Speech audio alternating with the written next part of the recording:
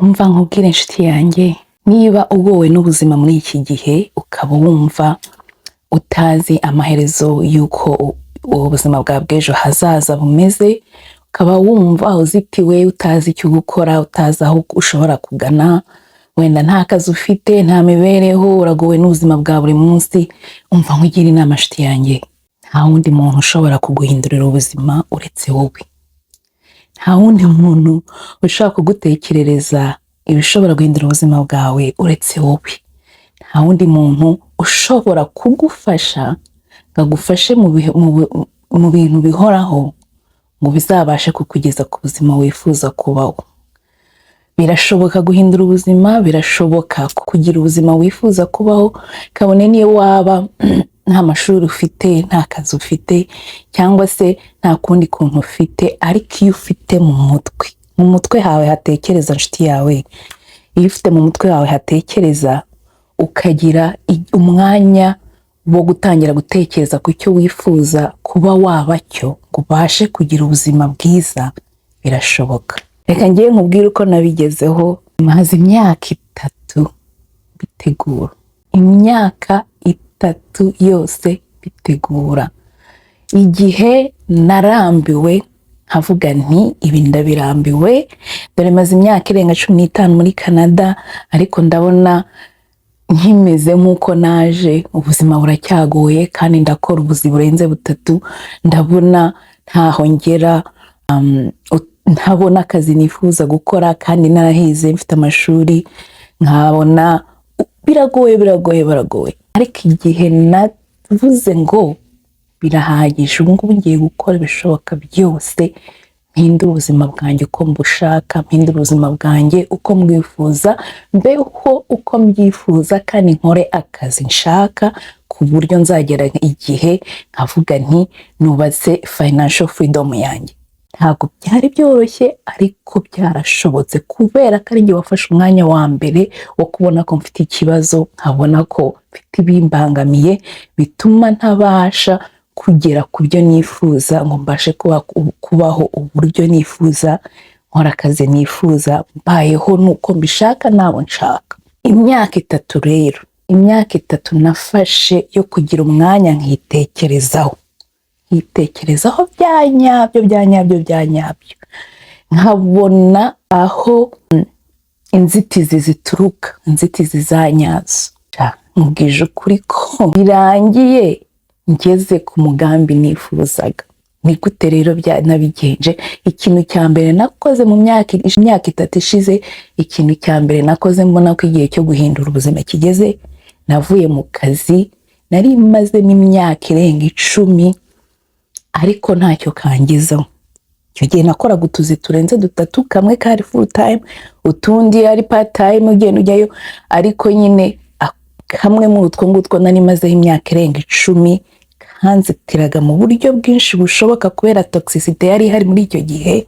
Nagize gutya ndavuga nti bye bye, kubera si nk'umuntu nkanjye wamanje guhura n'ikibazo cyo kubona utuzi hano, naplika simbona akazi. Gufata icyo cyemezo cyo kuvuga ngo wikuye mu kazi byari ibintu bigoye cyane, kandi wenda ntarabona na plan ikurikiraho uko imeze, ariko nagezeho ndavuga nti igihe kirageze, ahantu nta kindi hamariye uretse kuntera umutwe n'umutima bya buri munsi, environment ndimo nta kimariye, niyo abantu bagira amatiku n'amashyari bitarangira. Igihe kirageze ko mpava. Icyemezo ukagifata, kandi ukagifata kidakuka.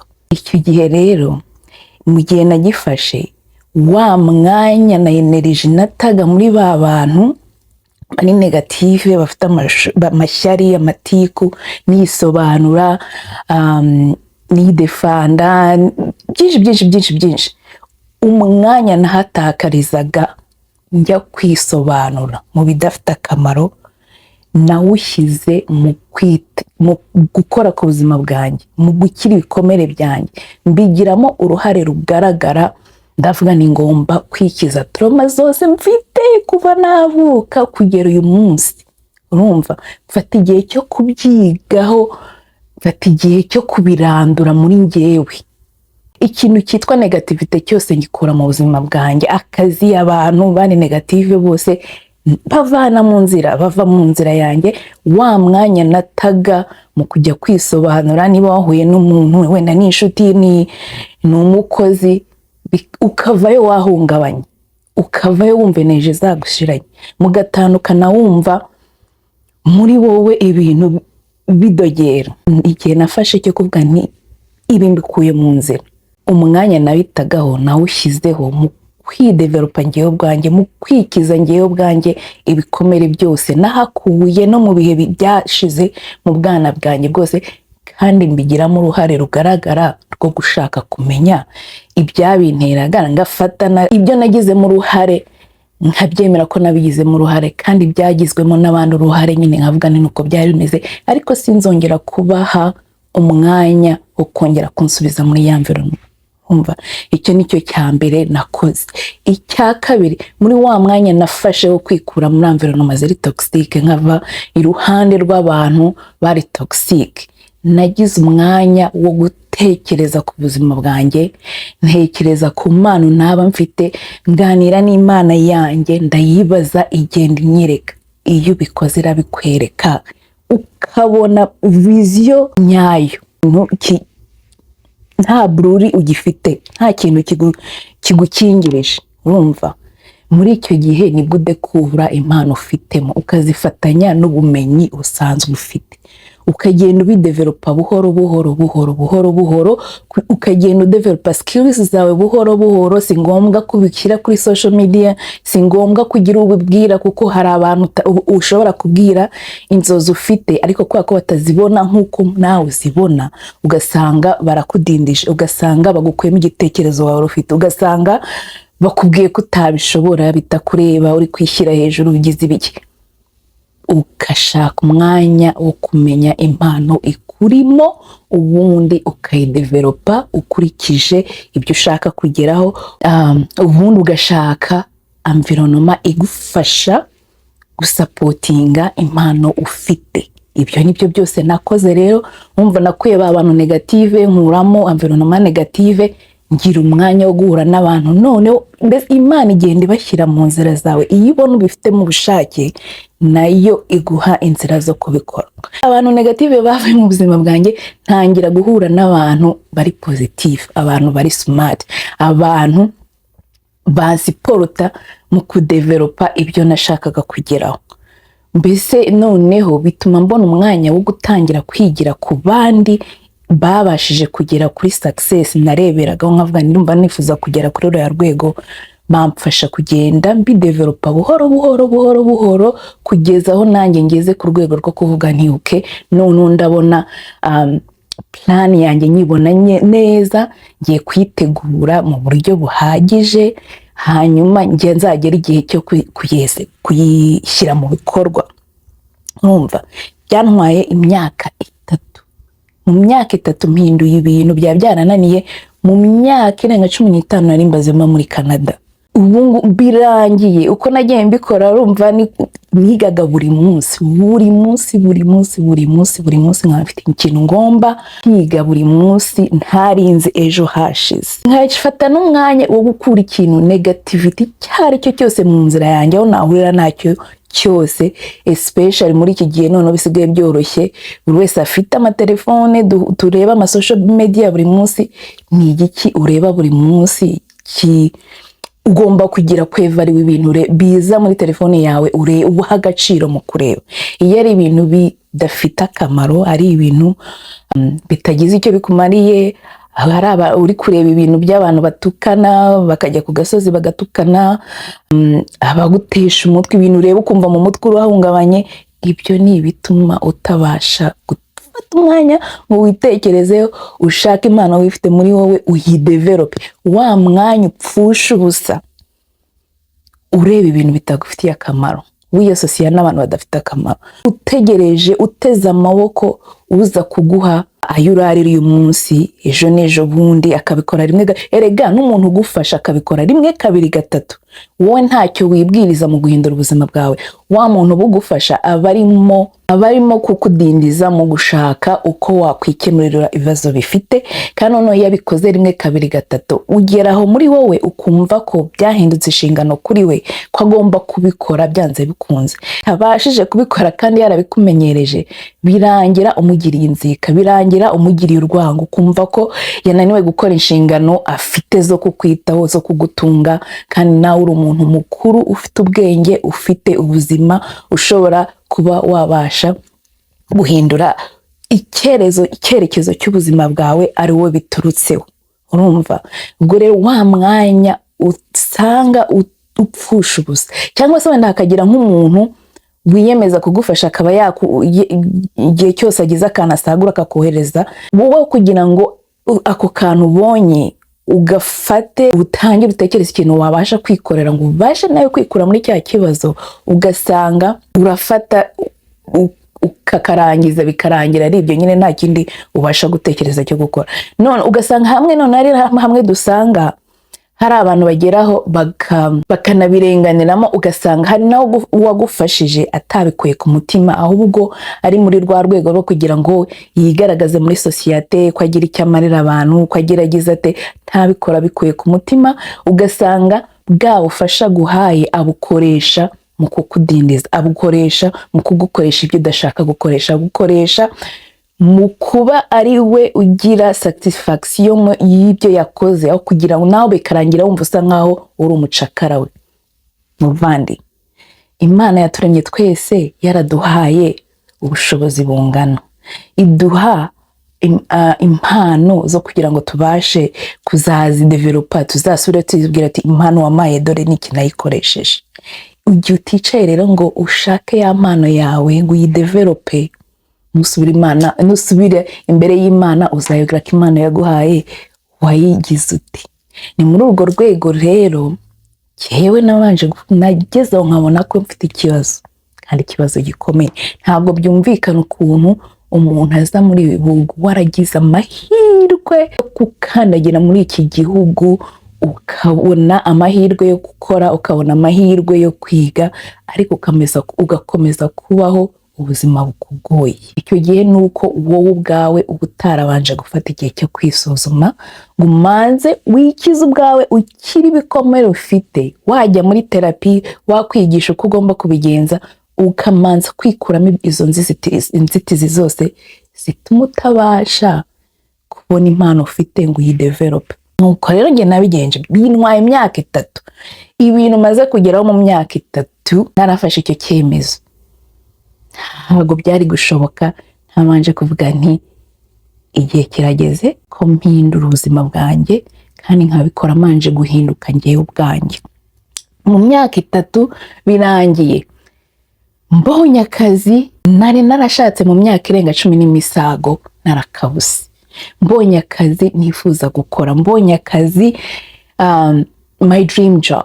Niki kintu cyatumye niga psychology, nayigiyemo numva nyikunze, nayigiyemo nshaka kubanza kwikiza njyewe ubwanjye bikomere nari mfite nkigera hano, nkabona ubuzima buranshanze, nkabona imico iranshanze, nkabona kwiyintegra biranyobeye, nkavuga nti ni iki gishobora kumfasha kumva uko nabasha kwinjira muri iyi system, ni iki gishobora kumfasha kumva ninjye ubwanjye muri iyi system. Nereka ngiye kwiga psychology, niga uko abantu batekereza, nigwe uko abantu, imiterere y'abantu, imikorere y'abantu, nanjye ubwanjye menye impamvu nduwondiwe, menye impamvu ntekereza gutya, nkora gutya, imibereho yanjye imeze gutya. Icyo kintu cya mbere nakoze rero cyamfashije, kuko byahageze igihe narangije kwiga sinyikoreshe mu gihe cy'imyaka myinshi. Igihe nafashe icyemezo cyo kuvuga nti enough is enough, ngiye guhindura ubuzima bwanjye, bwa bumenyi bwagize icyo bumarira, bumfasha mu kubasha kwiyobora mu gukira ibikomere byanjye. Ngerekaho no kugenda nyine kubera ubwo bumenyi nari mfite bwamfashije, ngerekaho no kongeraho ubundi kugira ngo mbashe gukira ibyo bintu byose byanzitiraga. Niyo ntambwe ya mbere. Iya kabiri, kuvugana n'Imana yawe, ukicara mukajya inama, ukayibaza iyo mu buzima bumaze kugucanga, ukumva ibintu byarakuyobeye, ni uko ubikora ku giti cyawe utabanje kugisha inama Imana yawe ngo ikwereke neza umuyoboro ishaka kugendamo, ngo ikwereke neza uko ushobora kugera ku mpano yawe. Iyo rero ufashe igihe ukicara mukaganira, ukayereka icyo ushaka, ukayereka uburyo umaze ubuzima bwarakuyoboye, bwaragucanze, ubundi ukayabwira uti ni njye nawe nyereka umuhamagaro wanjye, ni njye nawe nyereka icyo ushaka kunkora kugira ngo mpindure ubuzima bwanjye. Irabikwereka kandi ikagenda ishyira ku nzira yawe abantu bagufasha. Ibyo nabihamya kuko nahuye nabyo mu gihe cy'imyaka 3 nari ndi guhindura ubuzima bwanjye, nabigezemo uruhare nkavuga nti ninjye ugomba kubihindura. Mu myaka 3 mbonye akazi kanjye nifuza. Icya kabiri niho nagize umwanya wo gutekereza, nkibazaho impano mfite, nkibaza ikintu nakora nkoresheje impano mfite bimfasha kugera ku gutekereza gufungura urubuga. Igihe nari maze kurangiza urugendo rwanjye rwose, mvuga ni kameme ukuntu nabigezeho, ndabona resultat ukuntu aho zaturutse, kandi ndabona ukuntu ibintu bishoboka, nshobora kubisangiza abandi nabo bashaka guhindura ubuzima bwabo, bakareba uko babigenza bagendeye ku rugendo rwanjye nuko nabikoze. Icya gatatu, ugashaka abantu environment zigusapotinga mu rugendo utangiye.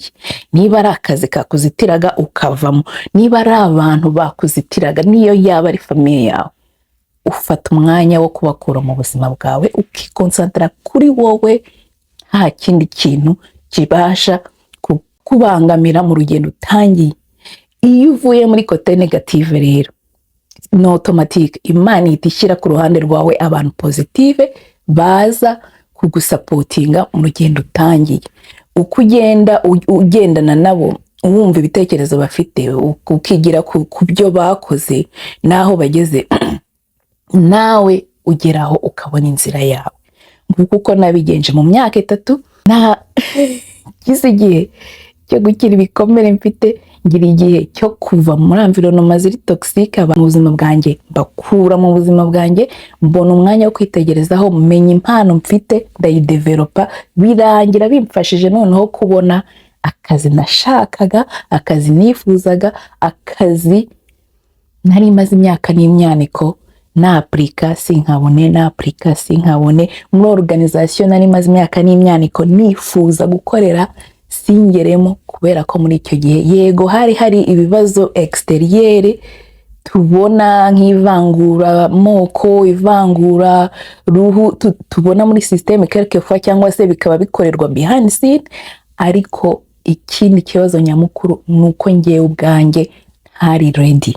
Ntabwo nari ready, nari ngifite ibintu byinshi bikinzitiye bidatuma nshobora kwivugira, binzitiye bidashobora gutuma mbona inzira nyazo nshobora gukurikiza kugira ngo ngere ku cyo nshaka kugeraho. Umunsi nafashe icyemezo nkavuga ni ibintu byose ugiye kubikura mu nzira, ubuzima bwarahindutse. Ubu ngubu aho ngeze aha ngaha, ndabona ko ngiye kubaho ubuzima noneho bwiza buruta kure ubwo nari mbayeho, kandi nkabasha kugera ku bintu byinshi nifuzaga kugeraho byari byarananiye, kubera ko ntari mfite akazi gashobora kubimfasha. Nakoraga utuzi 3 ariko ugasanga simbasha no kwiyishyurira ibyo nkeneye mu buzima bwanjye bwa buri munsi, kandi wenda hari n'abandi ku ruhande banyeneye bakeneye ko nagira icyo mbafasha. Ariko igihe nabuze nti birahagije, ngiye gushaka ukuntu mpindura ubuzima bwanjye. Imyaka 3 byamfashe bihinduye ubuzima bwanjye mu buryo bugaragara. Nguko rero ko umuntu ashobora kubikora, nuko nabigezeho. Ntago bisaba ko ugomba kuba uri muri bihugu bikize, aho waba uri hose ushobora kubigeraho ari wowe ubyigejejeho, wakonsirise Imana yawe ikagufasha kudevelopa impano ufite, ubundi ugakura ibintu mu nzira byose bikuzitira, bya bintu ureba buri munsi bitagufitiye akamaro. Za ndirimbo wirwa wumva buri munsi zibyinika, ariko wakwibaza message bari gutanga ukumva ntuzi byari byo. Yama social media wirwa ureba y'abantu batukana, y'abantu baza kurira bavuga ibibazo byabo, kandi wenda babibwira n'abantu badashoboye kugira icyo babamarira, bashaka za view gusa. nawe bigira icyo bikwangizaho mu mutwe. Rero niba ushaka guhindura ubuzima bwawe, ni wowe wenyine bizaturukaho. Gerageza ufate uwo mwanya witekerezeho, ushaka uko wakira ibikomere bifite, umenye impano ufite, uyidevelope, urebe ukuntu ubuzima bwawe buzahinduka kandi bwahinduka uko ubyifuza. Ngayo nguko rero nuko nabigenje, nukurikiza uko nabigenje nawe uzabigeraho, hanyuma uzaze utubwire testimony yawe yuko wabigezeho. Ngaho mukomere, mukomeze mugire umunsi mwiza, Imana ikomeze ibarinde, murakarama.